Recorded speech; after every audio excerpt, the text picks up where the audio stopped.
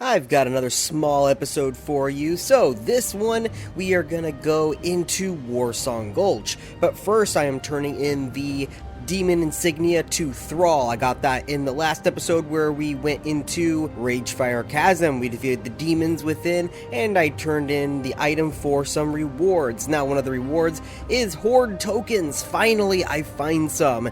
With that, I head back to Dollar Run to see how many I need to actually get a mount. And I need 10, at least for those mounts, and I check over there, and I need 10 for the wolf and fox mount. Now, I didn't get 10, I only have maybe like 2 or 3 at the moment, but I can find other ways of getting some Horde tokens.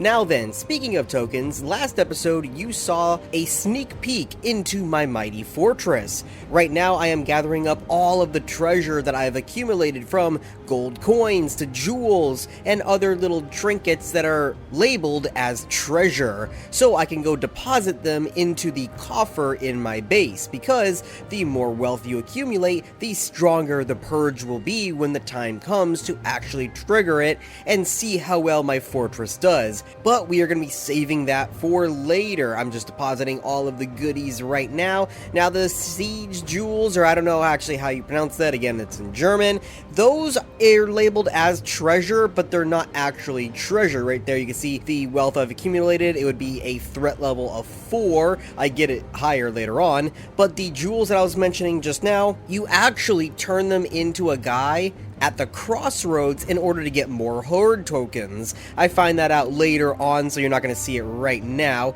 Now then, that right there that you saw is a boar farm. It's a modded item, but you can raise up boar and basically get free exquisite meat and raw pork, which are some of the more advanced meats that you can get later on. I cook them up in order to feed my village here, because I've got plenty of warriors as well as workers that need to eat. After that, I gather up my warband, and it is time now to head to the Warsong Gulch. Now, I didn't get to do the Warsong Gulch in Season 1 because it wasn't complete yet. The outside of it is the exact same as in World of Warcraft, at least in the vanilla version, where the Horde entrance is going to be in the Northern Barrens, while the Alliance entrance is going to be in the middle of Ashenvale. And by middle, I mean more like southern middle along the mountain lines. Because it's not too far away, I just hop on my horse instead of taking a Zeppelin or whatever, and I head right there. Now, I've been here before. This is where I tried to tame the Tauren, only to find out that you cannot tame them.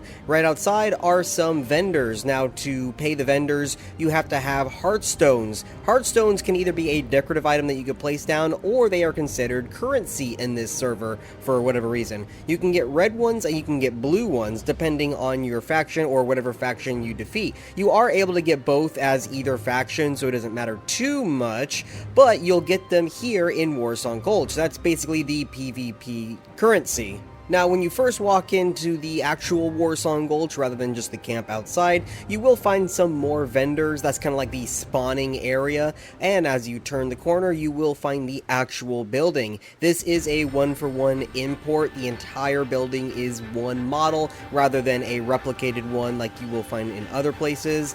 Heading inside, you will find some Horde guards as well as some flags. Now, this isn't a capture the flag game like it is in the actual Warsong Gulch. Instead, it is more like a Rathi Basin, where you have to capture the flags at several points. Most of the map is relatively the same. However, between the two main bases, it is a bit filled in with other locations in order to fill in that map, so you can go and capture various flags, with one in the middle being neutral, and you'll see that in a second. Right now I'm going through a couple of the Horde bases that I can't really do anything because I am part of the Horde, which means I can't loot the items. The items are kind of locked behind bars or doors until you can capture the flag. So I head to the first Alliance one, where you can see that the door to that building is locked.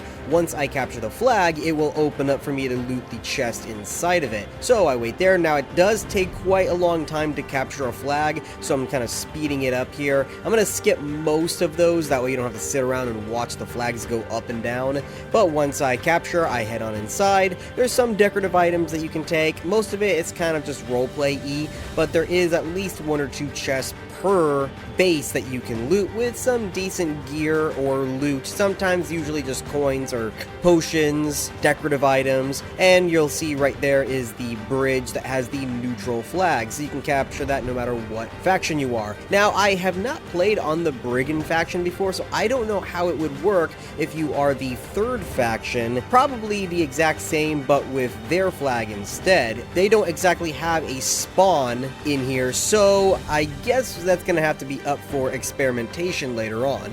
The enemies here are pretty easy. I would say, if I had to guess, they are roughly iron to steel tier, if you understand that difficulty range, kind of like level 30 to 40. And right there you see me getting stuck. This happens quite frequently where all of my companions kind of like gang pile on top of me and then I can't move. Sometimes I can order them to move away from me, which will free me. Other times I have to cheat and use ghost mode to get out of them, but this time I was able to free myself. I opened up the next tent and I found tons of silver, gold, and I found one of the red heartstones, as well as some plans and schematics, but I'm not sure what they are for as it is all written in German. I also find a Kultira sword, as well as just a random iron broadsword. You also have a helmet there as well. I really like the fact that this updated map has tons of unique items that you could just find laying around that you can pick up. It makes it feel more like an RPG and makes you also want to explore and search every nook and cranny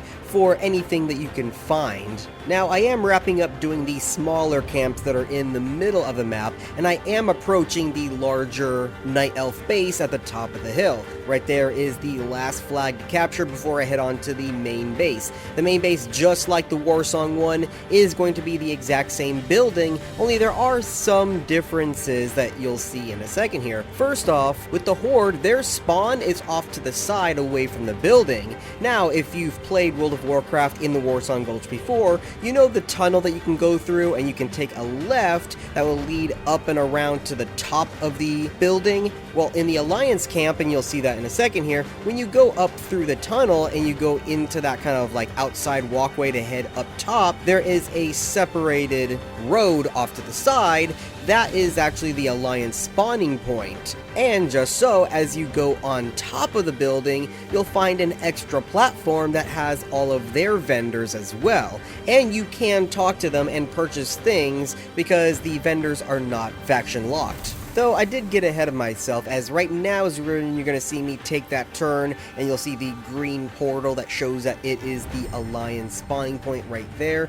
Now, this main building is going to be the last capture point that I need in order to fully take on the Warsong Gulch. Now, unlike other areas that are out in the world, these flags will reset. I actually don't know after how long. I wasn't really paying attention or counting, but they do eventually reset so you can complete it once again. Other flags that I've noticed in the world, once they are captured, then they are captured.